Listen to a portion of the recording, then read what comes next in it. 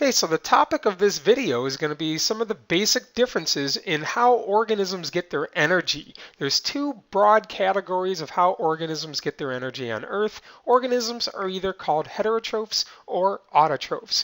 All life needs energy, but how they get their energy is a little different from one another. So let's start with the autotrophs. So autotrophs, when you look at the basic definition of an autotroph, they are organisms that can make their own energy. Now there's two kinds of autotrophs. However, one of them we're more familiar with and one might be a little mysterious. So the first type of autotroph I'd like to mention are called the photoautotrophs, and these are the ones that use sunlight to do photosynthesis. Plants are a great example. In the animation you see sunlight.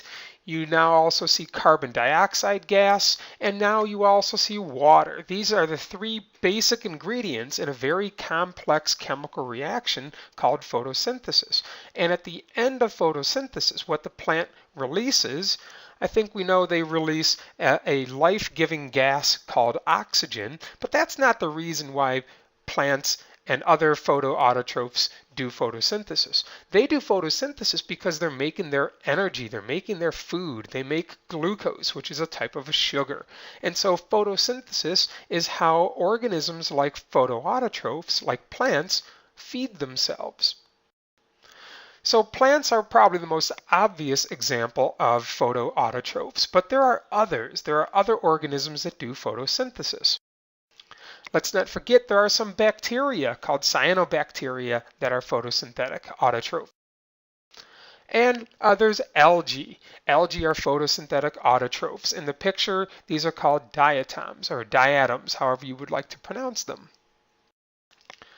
And then there's the second kind of autotroph, the chemoautotrophs. And these are typically bacteria, and not all bacteria, but some bacteria, and they do a process called chemosynthesis. And they still produce their own food, they still produce their own energy, they just don't use sunlight. They use chemicals. Chemicals such as methane are involved in a fairly complex chemical reaction, and the product, what's created, is energy for them to use. So autotrophs, whether they're photoautotrophs or chemoautotrophs, autotrophs are often called producers since they produce the energy of an ecosystem. Here's a food chain, and you can see that the plants at the bottom make energy for the insects, and that energy moves up and up and up and up and up the food chain. Well, what about the heterotrophs? So the heterotrophs are kind of just the opposite. These are organisms that cannot make their own energy through photosynthesis or through chemosynthesis. So they find ways to get energy in other means. And so we're going to go over the different kinds of consumers. Here's a wolf as a great example of a consumer. You'll see another example involving a wolf in a moment. So one of the more cute, adorable herbivores, rabbits, are a great example because they're called herbivores because they only eat plants. Another kind would be carnivores. Here we have some wolves on a hunt, and so carnivores like wolves only eat other animals. And then there's the organisms that will eat plants or animals. Organisms that eat plants or animals are called omnivores. Bears are a great example. They'll eat fish, they'll eat berries, they'll eat fruits, they'll eat other animals, and so they're a great example of omnivores. Humans are a great example of omnivores as well. And then there's the other kind of heterotroph that we don't usually consider. And these are the decomposers. When organisms die, there are nutrients still left in that organism's body. And decomposers will obtain nutrients from dead organisms and eventually cause the organism to decay. A couple categories of decomposers.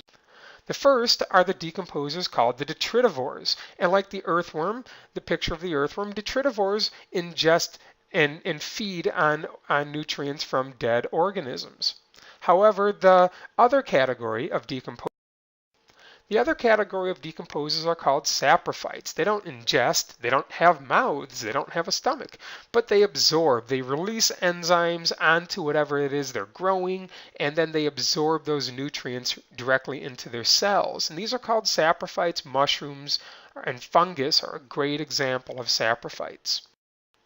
So whether the organism feeds directly or indirectly, whether the heterotroph feeds directly on plants or indirectly. For instance, the frog gets its energy indirectly from the plant because the frog would eat the insect, which ate another insect, which ate a plant. So all life, directly or indirectly, relies on autotrophs for energy. So that's it. That's really the end of this video, but please stay tuned. I would like to acknowledge some of the photographers who made some of these images possible. Next, I would like to thank and acknowledge some of the photographers that allowed the use of their images for this video. Without their graphics and their visuals, I don't think the video would be as intriguing. So thank you very much.